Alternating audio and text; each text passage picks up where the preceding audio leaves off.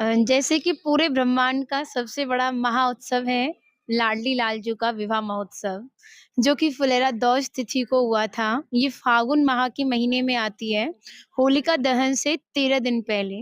तो 2026 को 19 फरवरी को पड़ रही है। तो सभी भक्तों का आह्वान है, सभी भक्त लाडली लालजू के विवाह महोत्सव में ज़रूर आएँ और उत्सव का आनंद लें। यहाँ पर 18 तारीख यानी 18 फरवरी एक दिन श्री जी के विवाह से पहले हल्दी मेहंदी, भजन संध्या इत्यादि कार्यक्रम होंगे।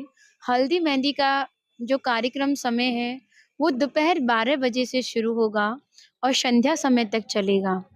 और शाम को 7 बजे से यहाँ पर द्वापर युग का भाव प्रकट करते हुए गर्ग संहिता आधार पर इस सभी सखियों व्यास मंडल की तरफ से यहाँ पर श्री जी के विवाह महोत्सव की नाटिका प्रस्तुत होगी।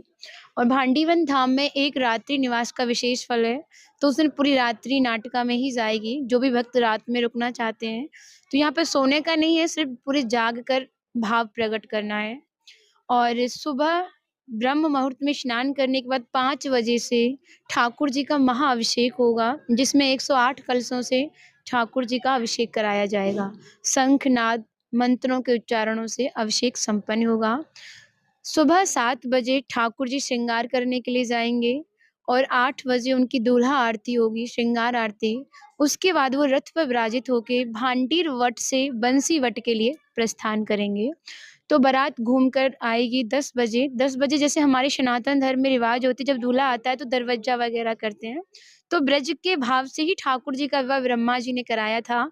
तो वो सारी जो ठाकुर जी के विवाह में जो सारी लीलाएँ हुई थीं, वही भाव प्रकट करते हुए हम पूर्ण कोशिश करें कि वही भाव प्रकट हो, सारी लीलाओं का प्रदर्शन भक्तों के सामने हो।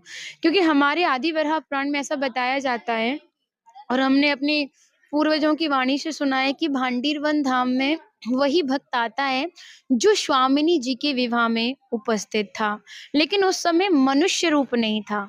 तो अब तो श्री जी की विशेष कृपाएँ मनुष्य रूप मिला है। मनुष्य रूप में श्री जी के विवाह का साक्षी बना जाए, क्योंकि इस बार विशेष होने जा रहा है।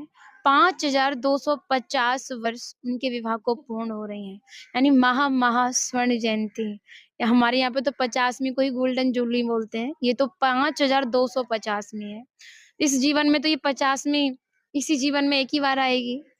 आगे श्री जी की इच्छा कि हम भूमंडल पर दोबारा जन्म लें, इस मृत्यु लोक में दोबारा आएँ या ना आएँ, ठाकुर जी के ऊपर है।